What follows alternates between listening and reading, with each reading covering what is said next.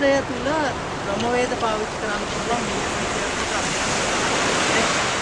ඒකට ශාස්ත්‍රයේදී පාවිච්චි කරන්න පුළුවන්කම තියෙන එකක් තමයි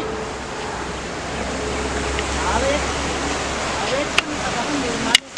හරිනේ? ආවේක්ෂණ සටහන කියලා කියන්නේ ක්‍රොස් ප්‍රොෆයිල් කියන එකයි.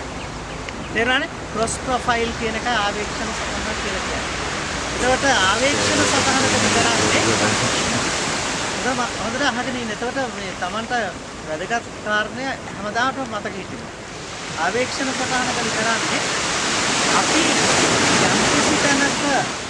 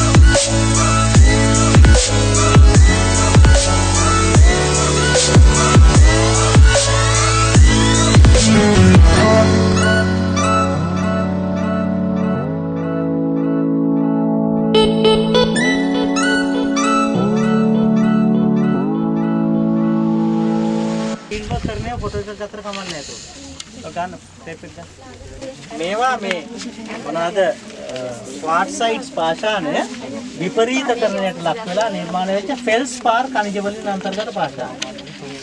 තුන්වෙනි ස්ථානය. හරි. ප්ලාස්ට්‍රසීන බොරළු හා හොලෝසීන රතුපස් නිදිය මගින් උස්සංගොඩ ප්‍රදේශයේ ඩෝමාකාර කඳු භූරූපය නිර්මාණය කර ඇත. හරි ඩෝමාකාර කඳු ප්‍රදේශයේ නිර්මාණය කර ඇත. ඒතර භූරූප විද්‍යාත්මක ක්‍රියාවලියට බලපාන්නේ මතු පිට දක්නට ලැබෙන පස හා පාෂාණ. මතු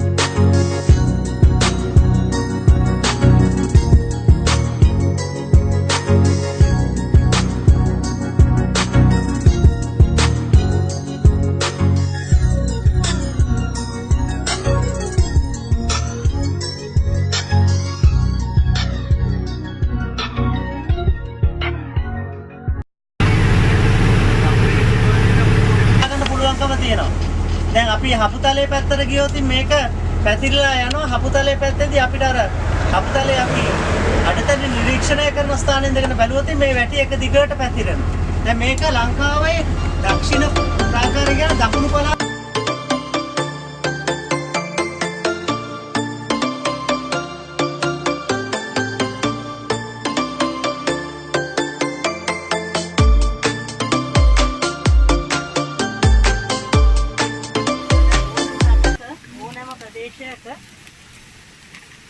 खास ක්‍රියාවලිය හුණුගල් ආශ්‍රිත ක්‍රියාවලිය සිද්ධ වෙන්න නම් පළවෙනි කාරණේ තමයි හුණුගල් ස්තර තියෙන්න ඕනේ. තේරුණානේ?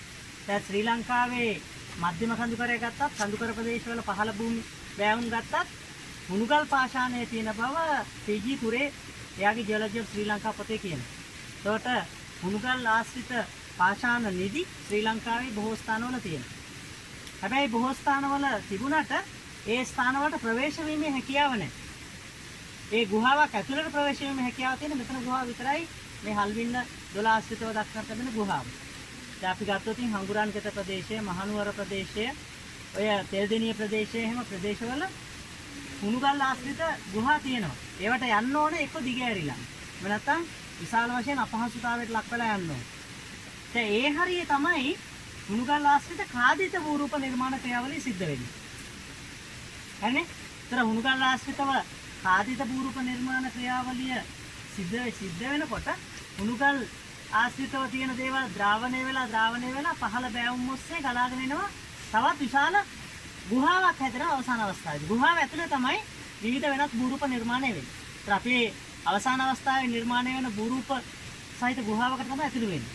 හැබැයි ඒ ගුහාවේ භූරූප කැටයම් කරන්නේ මූලික වශයෙන්ම ජලයත් එක්ක. හරිනේ? ඒතකොට ද්‍රාව ක්‍රියාවලිය තමයි හුණුගල් ආශ්‍රිත භූරූප විද්‍යාත්මක ක්‍රියාවලියේදී වැදගත් වෙන්නේ. තේරුණානේ? ද්‍රාව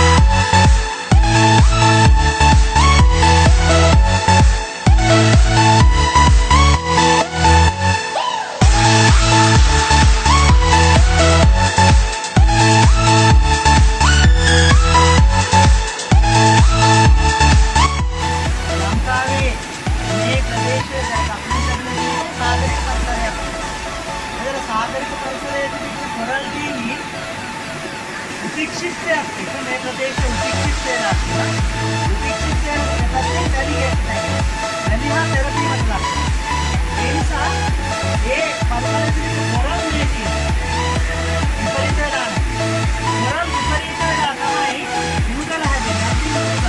ඒ උපේක්ෂිතයක් එක්ක වැලියකින් තමයි උසාකමෙන් වෙලා තියෙන්නේ. ඒ මුදල විපරීත වෙලා හැදෙන ඩොලමයිට් එක.